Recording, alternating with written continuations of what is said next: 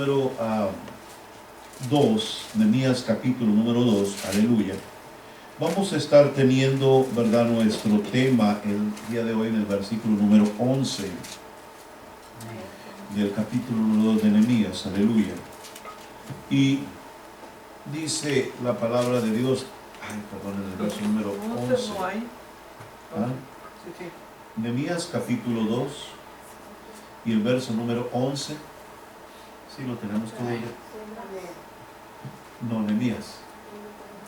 Dice: llegué pues a Jerusalén, y después de estar allí 3 días, me levanté de noche, yo y unos pocos varones conmigo, y no declaré a hombre alguno lo que Dios había puesto en mi corazón que hiciese en Jerusalén, ni había cabalgadura conmigo, excepto la única en que yo cabalgaba. Y salí de noche por la puerta del valle hacia la fuente del dragón, a la puerta del muladar, y observé los muros de Jerusalén que estaban derribados y sus puertas que estaban consumidas por el fuego.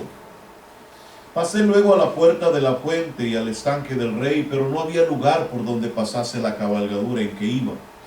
Y subí de noche por el torrente y observé el muro y di la vuelta y entré por la puerta del valle y me volví. Y no sabían los oficiales a dónde yo había ido, ni qué había hecho, ni hasta entonces, dice, ni hasta entonces lo había yo declarado, yo a los judíos y sacerdotes, ni a los nobles y oficiales, ni a los demás que hacían la obra. Y les dije pues: vosotros veis el mal en que estamos, que Jerusalén está desierta y sus puertas consumidas por el fuego. Venid y edifiquemos el muro de Jerusalén, y no estemos más en oprobio. Amén. Vamos a orar. Bendito Padre Celestial, en el nombre glorioso de nuestro Señor Jesucristo, venimos a ti en esta noche, dándote toda honra y gloria, reconociendo que tú eres el Señor, Dios Todopoderoso, el Creador de los cielos y de la tierra. Padre, en el nombre de Jesús nos presentamos ante ti, Señor, en este momento, para honrarte, para decirte, Señor, que tú eres el Rey y el Señor en esta congregación. Sé tú glorificado, Padre, recibe todo honor. Y en el nombre de Jesús, ahora que hemos leído esta palabra, queremos, Señor, que seas tú, Señor, el que nos guíe a través de ella, y que hables al corazón del necesitado, que hables a la vida de aquel, de aquella que necesita esta palabra en esta noche. Padre, a través de las redes sociales, manifiesta tu gloria, manifiesta tu poder. Es una obra maravillosa, Señor, te lo pedimos en el nombre de Cristo, y juntos unidos decimos amén, amén y amén. Puede tomar su asiento. El alcance del pecado, ese es nuestro tema en esta preciosa noche, el alcance del pecado. Hoy vamos a hablar de un tema que muchas veces, ¿verdad?, cuando hablamos de ciertos principios en la palabra de Dios, de lo que menos hablamos es del pecado, de lo que menos nos dedicamos a enfocar en la vida nuestra es el pecado. A veces nosotros, hermano, damos por sentado que estamos haciendo las cosas bien, estamos caminando de acuerdo a lo que Dios nos exige, pero hoy vamos a mirar, ¿verdad?, lo que dice la palabra de Dios acerca de lo que es el pecado y el alcance que tiene el pecado, y cómo muchas veces, ¿verdad?, hace su obra sin que nosotros, ¿verdad?, lo alcancemos a notar. Cuando hablamos del pecado, vamos a hablar un poquito acerca de su trascendencia histórica y de cómo alcanzó no solamente, hermano, allá en el huerto del Edén Adán, sino que hasta nuestros días hemos visto, ¿verdad?, cómo el impacto tan grande del pecado en el mundo se ha dejado sentir. Cuando miramos, por ejemplo, la historia, una de las partes más críticas que la Biblia nos habla es acerca de un hombre llamado David. Todos conocemos al rey David, un hombre, dice la Escritura, conforme al corazón de Jehová, ¿verdad que sí? Era un hombre conforme al corazón de Dios. Y sin embargo, dice la palabra de Dios que él hizo un pecado, hermano, que ofendió a Dios. Fue un pecado que lastimó y ofendió a Dios. Y el pecado, ¿verdad?, en el que el salmista cayó, el rey David cayó, fue en pecado de adulterio, porque él se metió con una mujer que era la mujer de Urías, y dice la Escritura que de esa relación que tuvo con aquella mujer, en verdad, le nace un hijo, pero el hijo muere, el hijo murió, ¿verdad?, porque era un hijo concebido en adulterio. Era un hijo concebido en el adulterio. Mire, a veces, hermano, cuando hablamos de estas cosas es un poquito duro hablar de esto, porque a veces no enfocamos el problema, hermano, como debemos de enfocarlo. Voy a decirlo así. A veces cuando hablamos del adulterio, cuando hablamos de la fornicación, bueno, son problemas graves, graves. En la palabra de Dios, hermano, hablar de estas cosas por ¿cómo se dice? Por la connotación que lleva, pero yo quiero hablárselo para que usted vea el alcance del pecado y la manera que el pecado es capaz de obrar en la vida de otras personas sin que nosotros nos demos cuenta.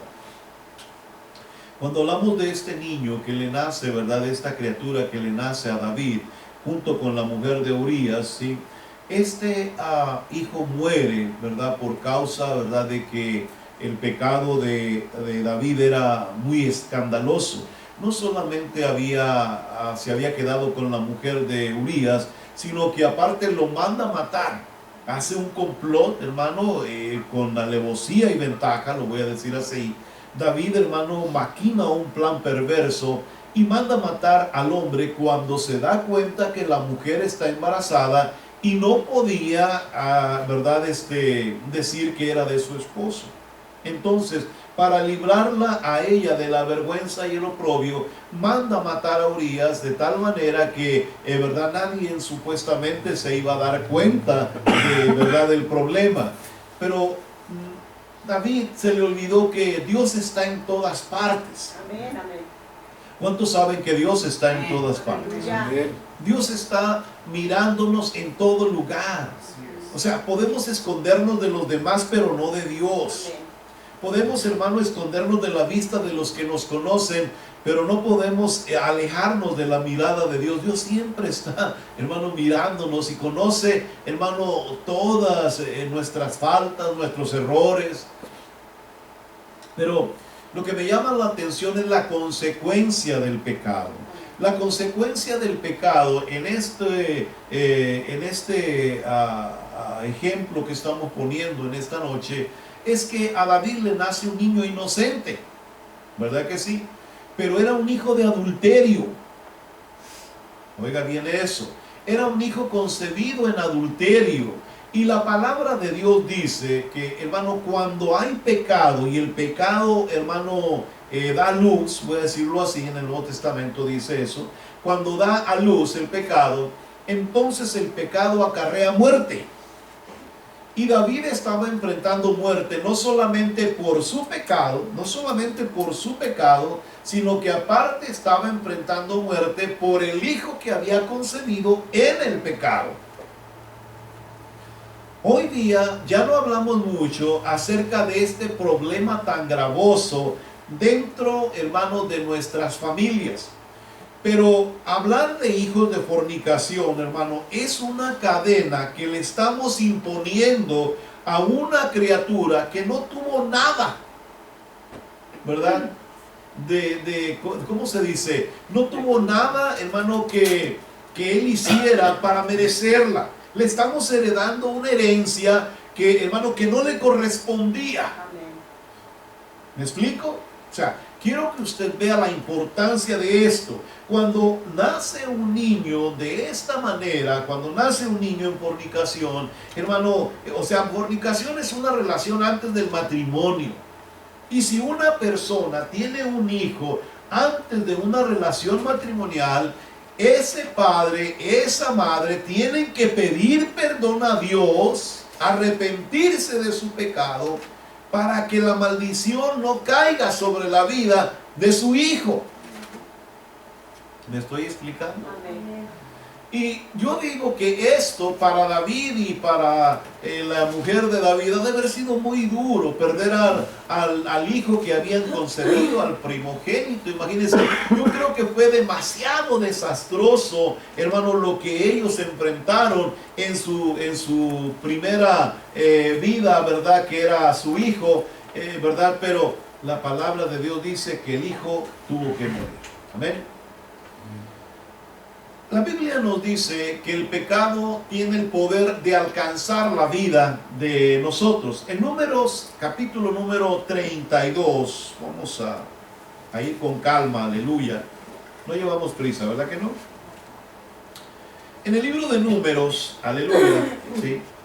En el capítulo número 32, 23, déjame ver si escribí bien la cita, aleluya.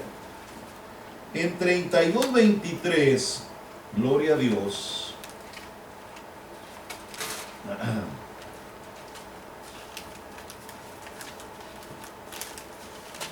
Dice, mas si así no lo hacéis, he aquí, habréis pecado ante Jehová, y sabed que vuestro pecado, ¿qué?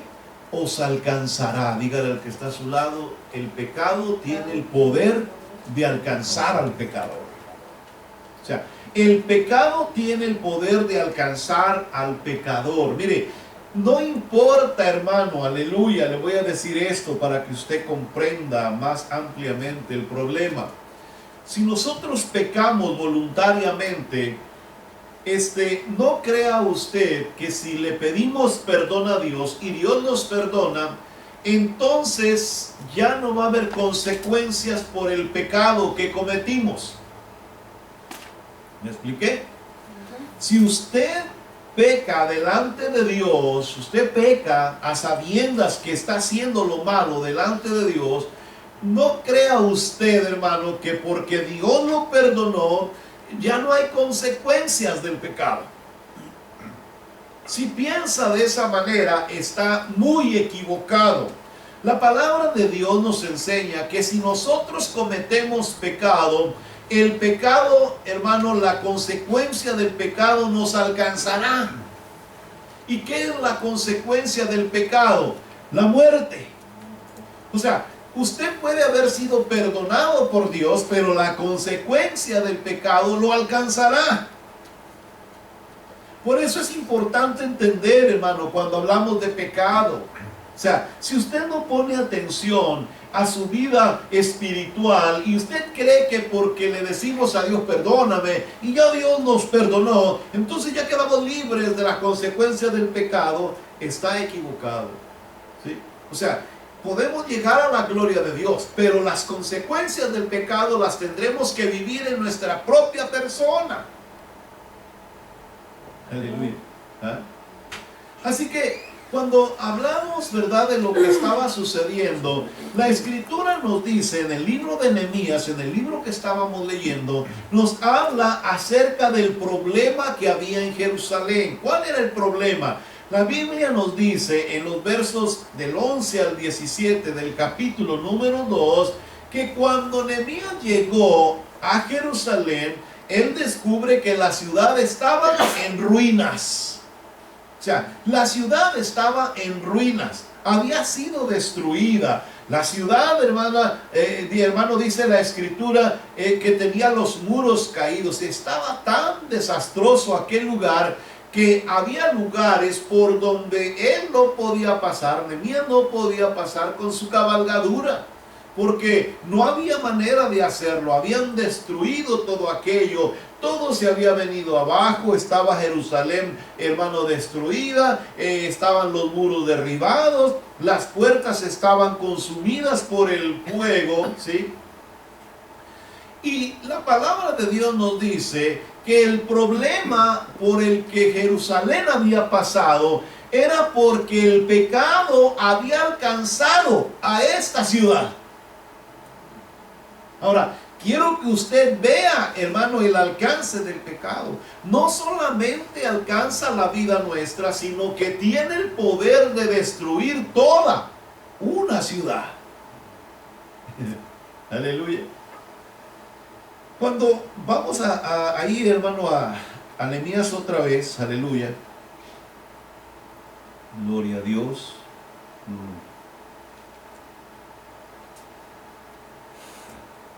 ¿Lo tenemos? Amén. Veamos el verso 18, en adelante.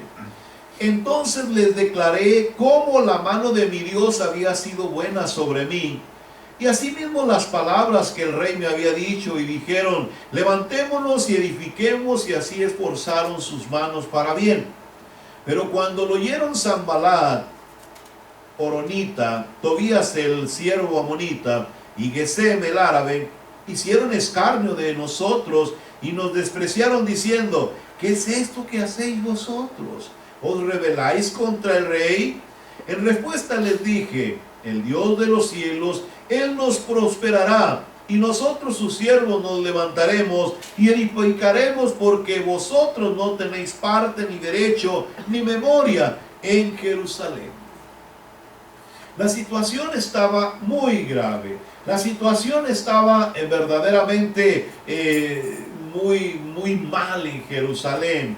Dice la historia que Jerusalén fue, hermano, invadida, ¿verdad? Y rodeada, y la incendiaron, ¿verdad? Los invasores, y la sitiaron de tal manera que, hermano, no dejaron nada en ese lugar. Arrasaron con todo lo que había, pisotearon todo lo que estaba en ese lugar, y dejaron una ciudad destruida, una ciudad acabada, una ciudad que ya no era una ciudad, ¿sí?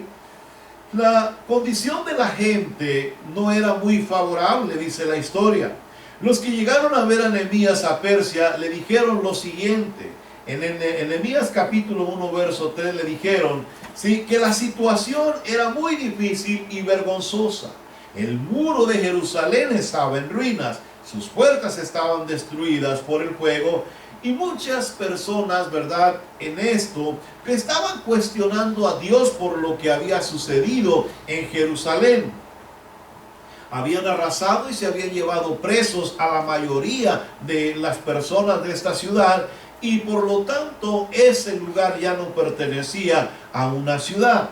Hay muchas personas que cuestionan a Dios por lo que le sucede al pueblo. ¿Por qué Dios permite tan grande mal a su pueblo? ¿Sí?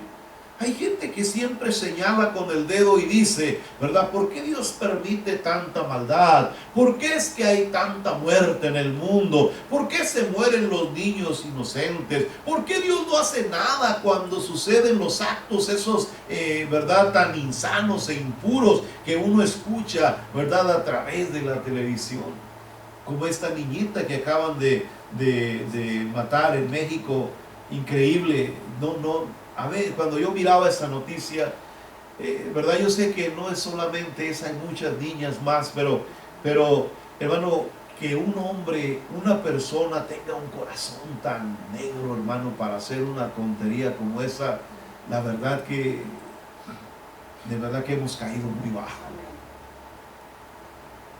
Sí miró la noticia de esa niña, ¿verdad, Fátima? Oiga, qué bajo ha caído la humanidad, de verdad. No condeno a todos, pero hermano, es que el pecado, hermano, se deja sentir y ver. Que haya llegado el hombre a un nivel tan bajo, porque yo le digo una cosa, yo sé que muchos dirán, no, yo no hice eso, o no, nosotros no hicimos eso, y es verdad, pero cuando hablamos del pecado, Dios condena al hombre por el pecado. O sea, no por el pecado de una persona, por el pecado de toda una ciudad, de toda una nación. Y esto verdaderamente ha sido triste y lamentable, ¿sí? Así que mucha gente, ¿verdad?, pregunta y comenta, ¿verdad?, ¿por qué Dios permite que miles y miles de personas mueran? Como en aquellos tiempos cuando la gente decía, ¿por qué Dios permite que mueran tantas personas en el diluvio? ¿Por qué Dios mandaba matar, verdad, y arrasar con todo? O sea, no se ha acabado el cuestionamiento hacia Dios, pero cuando nosotros miramos la historia, entendemos el problema. El problema es el pecado. El problema no es Dios. El problema no está en si Dios, verdad, hace algo o no hace nada. El problema es que nosotros no paramos de pecar. No paramos de hacer lo malo. No paramos de ofender a Dios. No paramos, hermano, de estar haciendo lo que a Dios no le agrada. Y la Biblia dice en el libro de Deuteronomio que, hermano, de Números, perdón, donde leímos que, hermano, el pecado tiene el poder de alcanzar. ¿sí? De llegar a la vida de una nación, de una persona, de un pueblo y destruir, ¿sí? Así que imagínense el problema que había, ¿sí?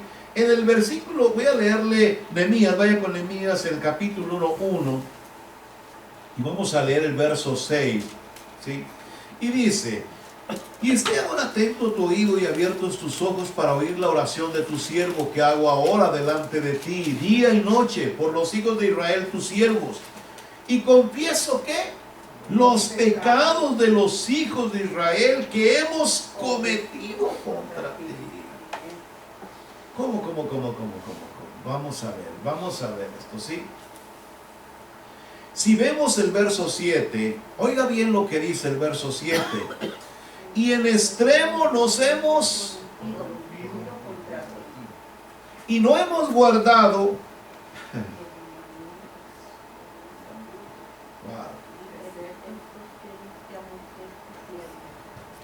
Así dice.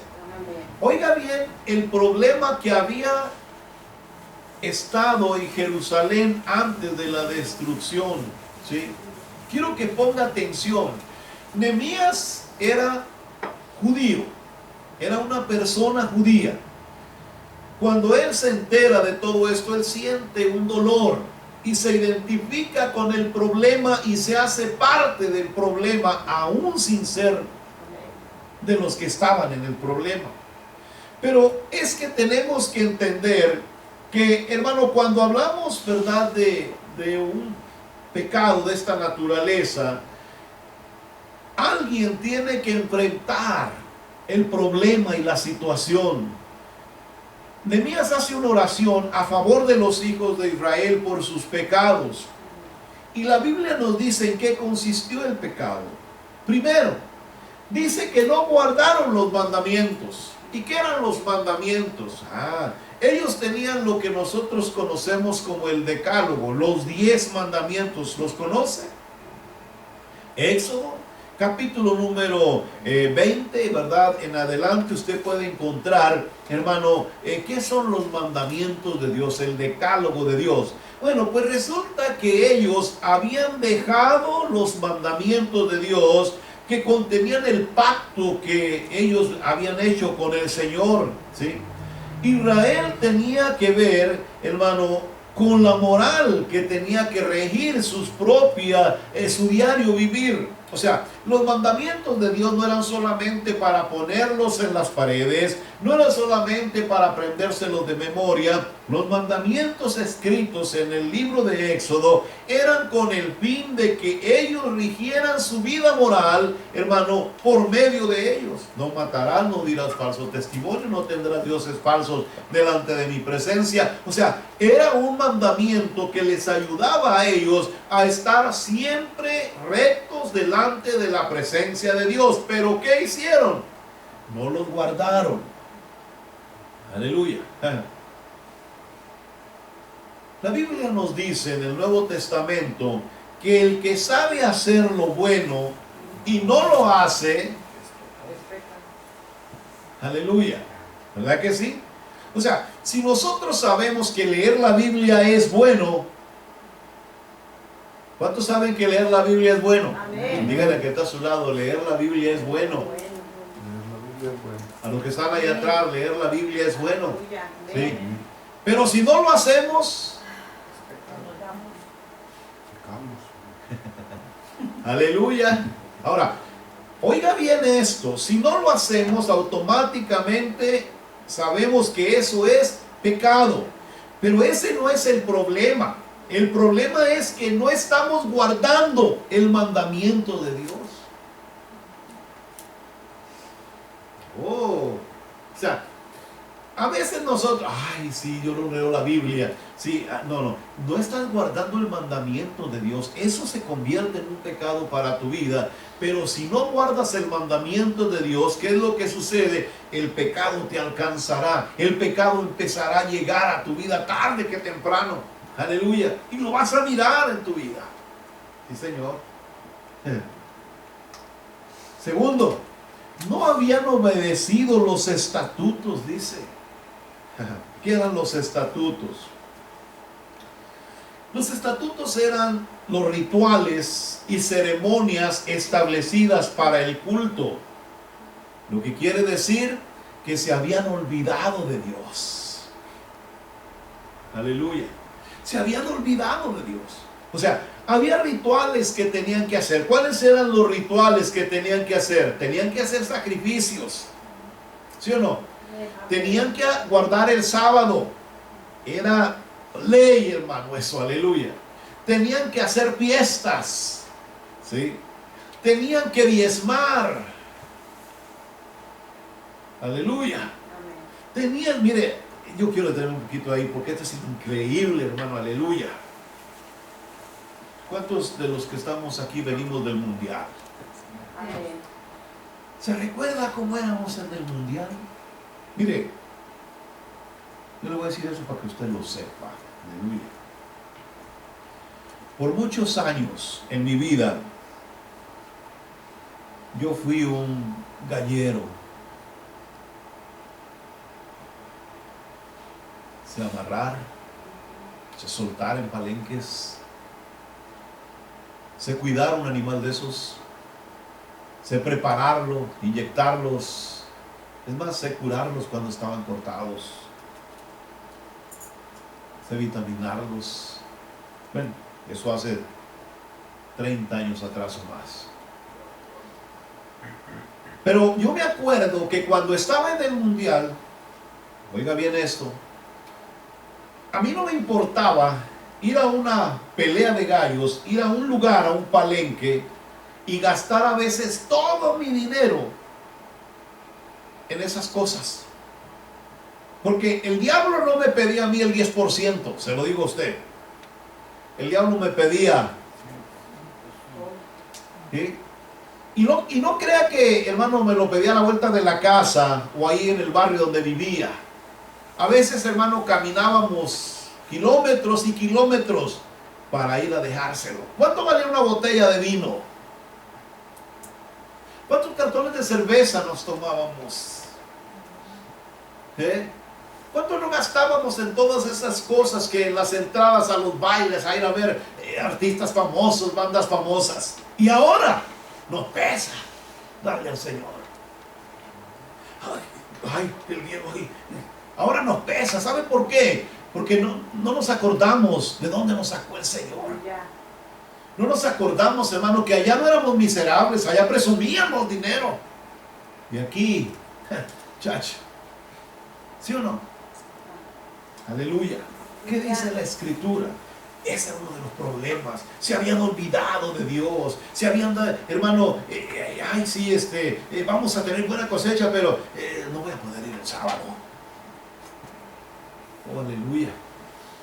Y Dios los estaba dejando. Dios los estaba dejando. ¿Por qué los estaba dejando Dios? ¿Porque Dios es malo? ¿Porque Dios es cruel? ¿Porque Dios está, hermano, listo para darnos con la vara para que se nos quite? Por eso los estaba dejando. Los estaba dejando, hermano, porque sabía que su propio pecado los iba a alcanzar. ¿Sabe por qué muchas veces nos deja a nosotros? Porque sabe que tarde que temprano el pecado nos va a alcanzar. Y pagaremos, hermano, todas las consecuencias de nuestros actos malos delante de la presencia de Dios. Aleluya. Y un día, hermano, usted lo va a mirar con sus propios ojos. Ojalá que aquí hagamos personas, hermano, que solamente estemos haciendo lo que Dios nos está pidiendo hacer. Pero yo le digo, espérese un poquito. Solo espérese un poquito. Se olvidaron, dice la Escritura. Mire, yo quiero que usted lo vea, ¿sí? Aleluya. Verso 7. En extremo nos hemos corrompido contra ti, y no hemos guardado los mandamientos, no hemos guardado los estatutos, y dice, y no hemos guardado los preceptos. ¿Sí? Se olvidaron de los preceptos de Jehová. ¿Qué eran los preceptos de Jehová? Eso tenía que ver con la justicia que debía de haber entre ellos, hermano, ¿verdad? Como personas, como nación, como pueblo. Tenían que tener una justicia divina, tenían que regirse por la justicia de Dios. Pero ¿qué sucedió? No lo hicieron, ¿sí? Y eso los llevó a una terrible destrucción. Aleluya. Gloria a Dios. ¿Cree usted que Dios nos pide a nosotros que obedezcamos sus mandamientos, su palabra, lo que Dios nos pide para hacernos mal? No. ¿Cree que el propósito de Dios es hacernos mal? ¿Cree que Dios quiere lastimarnos y herirnos? Por eso dejó este libro llamado Biblia. ¿Cree eso? No. ¿Cree que este libro es anticuado y lo que ahí dice es un error? ¿Cree eso? Pues si lo cree está equivocado, aleluya. Amén, amén. ¿Sí? Y si usted, hermano, hay mucha gente que no lo cree o que no lo dice, pero hermano, sus hechos demuestran que no lo cree. Amén. ¿Sí o no? ¿Y cuáles son los hechos que demuestran que no lo cree? Cuando Dios le pide a usted algo y no lo hace, hermano, no necesita decir no lo creo. Sus hechos están diciendo que no lo cree. Aleluya. Lo mismo estaba pasando con el pueblo de Jerusalén. Lo mismo estaba pasando con esta nación. Ellos sabían lo que Dios les había pedido y estaban haciéndose los sordos. Dios es bueno. ¿Cuántos saben que Dios es bueno? Díganle al que está a su lado. Dios es bueno. Dios es bueno. Dios es muy bueno, aleluya. Pero no es Dios el que castiga. Es el pecado el que alcanza. Amén. Aleluya. O sea, Dios no está, hermano, Dios es bueno, Dios no castiga a nadie. ¿Por qué no dejó la palabra de Dios el Señor? Porque Dios es bueno. Amén, Y ahí amén. te está diciendo, mira, no hagas esto porque si haces esto, Amén, amén. ¿sí o no? O sea, si Dios me pide dinero, Dios me pide el diezmo, o que yo le doy al Señor mi diezmo, le doy lo que es de Dios, me lo pidió el Señor para empobrecerme y dejarme tirado en la banqueta. ¿Para eso me lo pide Dios? No. Oh, Dios me lo pide. Como Él es bueno, me dice, mira, ¿quieres prosperar? Diezma. Esos son mandamientos de Dios. Amén. Mira, yo digo, dijo el Señor, que si tú das el diezmo, yo te voy a abrir la ventana de los cielos y te voy a derramar bendición hasta que sobreabunde. Voy a reprender por ti al devorador. Amén, amén. ¿Y qué hacemos nosotros?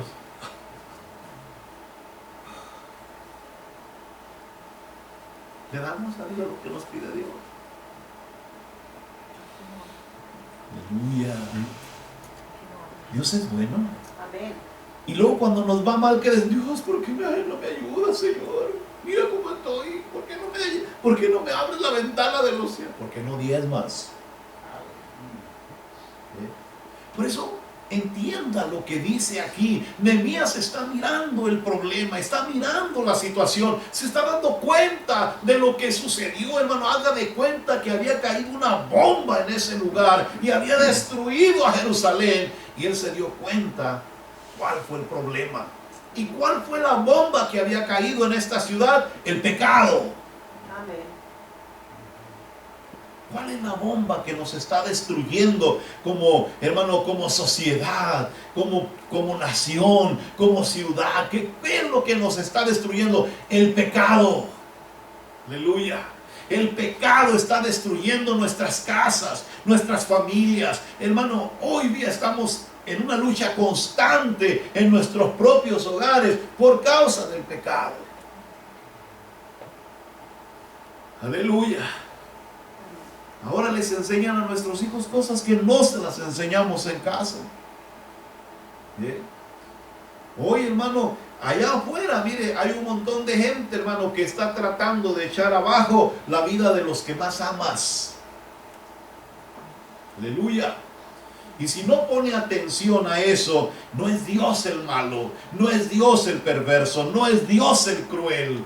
Es el pecado que está tocando la puerta, pidiendo una oportunidad para entrar. ¿Y sabe cuándo entra el pecado?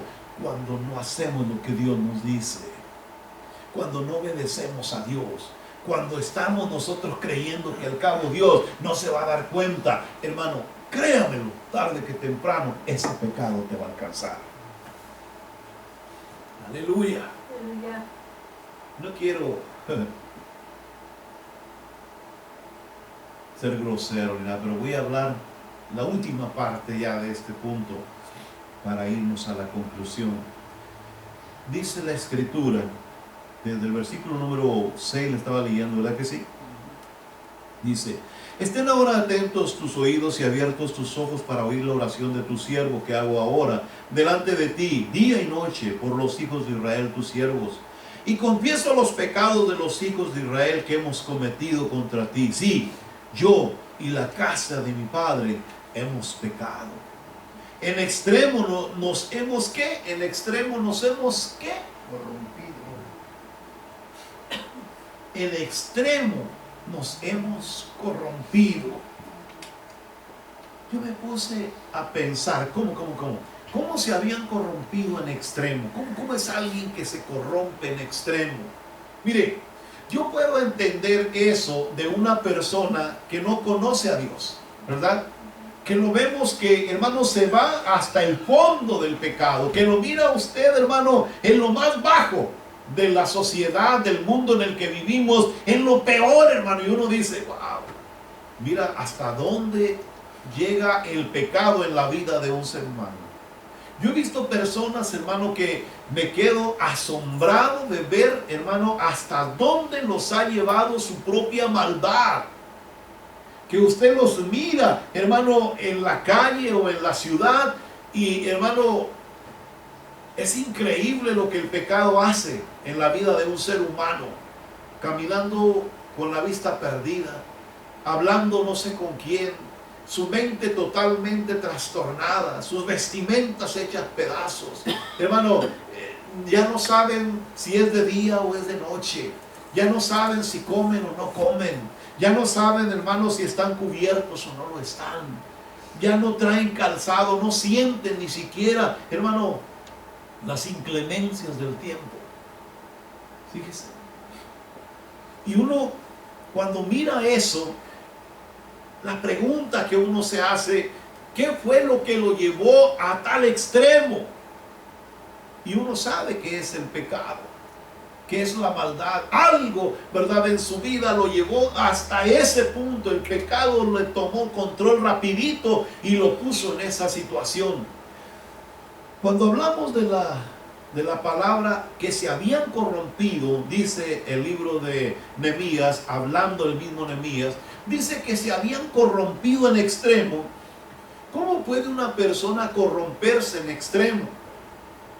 Siendo creyente, viniendo a la iglesia, conociendo de Dios, habiendo leído su palabra. ¿Cómo puede una persona corromperse en extremo?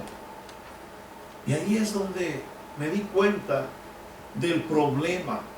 Cuando nosotros, hermano, conocemos de Dios y no obedecemos a Dios, estamos yéndonos al extremo.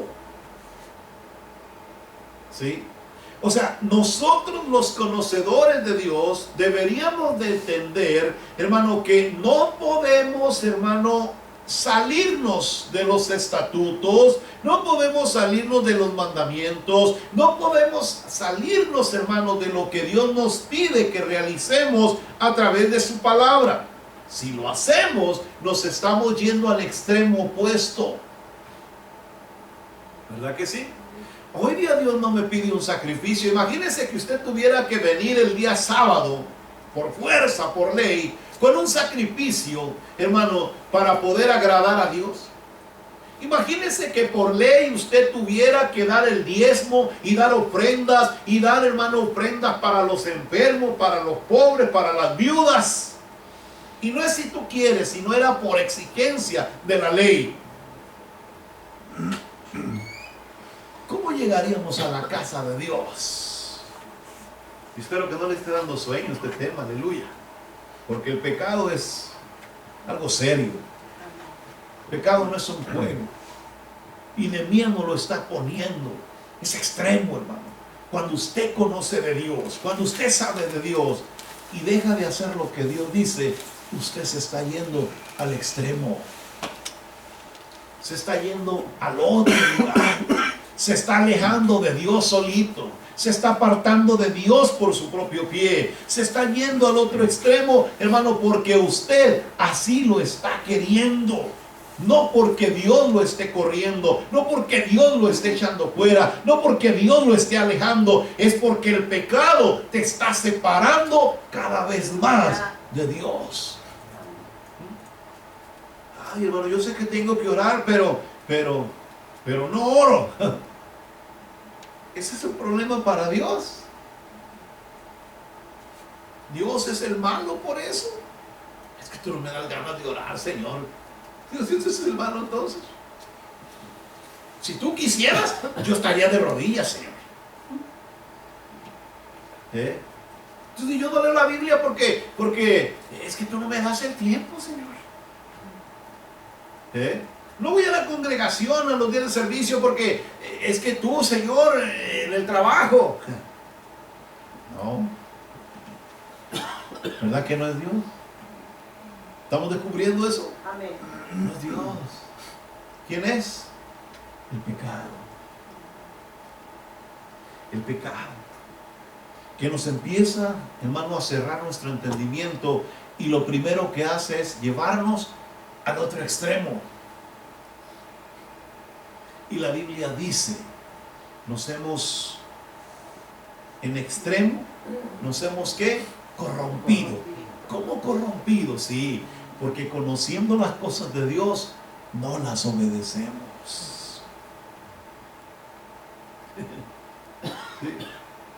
Cuando hablamos de ese pecado, entendamos lo difícil que es, hermano, salir de esto. El pecado nos hace a nosotros sentirnos bien. Yo amo a Dios de todos modos. Sí, no hay ningún problema. Yo creo que Dios está siempre cerca de nosotros. Es verdad, no hay ningún problema por eso. Pero eso no quiere decir que estemos bien. Eso no quiere decir que estemos haciendo lo que a Dios le agrada. Eso no quiere decir que sea lo que Dios quiere. Eso no quiere decir que todo lo que estamos haciendo, ¿verdad? Dios lo esté aprobando. Por eso es importante entender, hay cosas que me separan de Dios, hay cosas que me alejan de Dios, hay cosas que no me dejan, hermano, estar bien con Dios. ¿Y cuáles son? Las que provienen del pecado, las que me alejan de las cosas de Dios, las que no me dejan cumplir con lo que Dios me pide a través de su palabra. ¿Por qué si tenemos tiempo para ver mucho tiempo la televisión? A ver, se la pregunto en esta noche. ¿Por qué si tenemos mucho tiempo para ver la televisión, pero para orar nos falta tiempo? Para leer la Biblia no tenemos tiempo. Gloria a Dios. Pero en la televisión, gloria a Dios. Y no tengo nada contra la televisión, no crea, solo es un ejemplo para que usted lo vea. ¿Sí? Aleluya.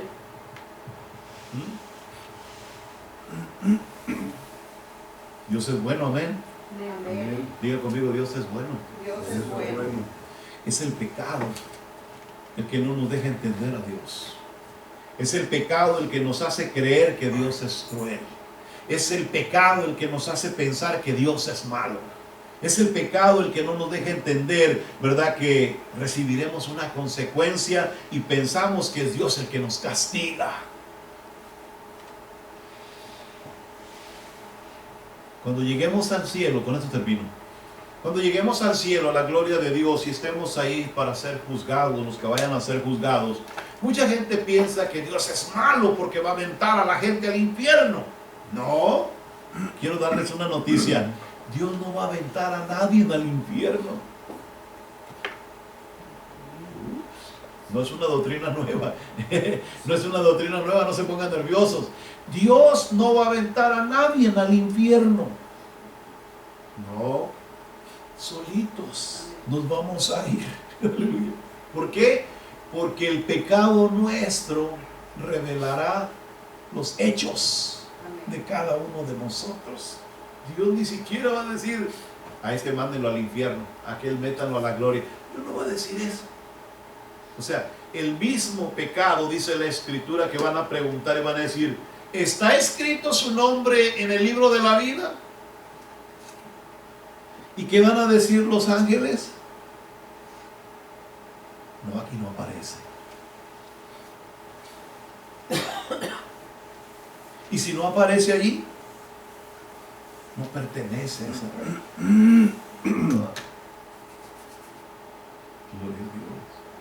Imagínense que nosotros ya estamos listos para entrar a la gloria y de momento dice el ángel,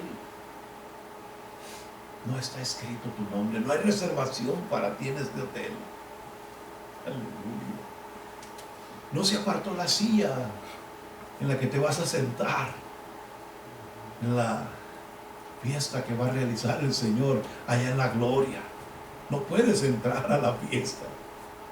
¿Cómo cree que nos vamos a Dios es malo? No, si Dios ni siquiera, ¿verdad? Dios nos dejó todo lo que necesitábamos para entenderlo. ¿Por qué Dios es bueno? Porque aún siendo nosotros pecadores, Dios nos está dando la oportunidad de que lleguemos a su reino. Aleluya. Y su reino es un reino de santidad. La Biblia dice que sin santidad. Hermano, el lunes, el domingo le seguimos. Bendito sea el Señor. Amén. Aleluya. Vamos a terminar en esta noche con una oración. Póngase de pie. Aleluya. Bendito Padre Celestial. En el nombre glorioso de Cristo, te doy toda honra y gloria. Declaro, Señor, que no hay un Dios tan maravilloso como tú.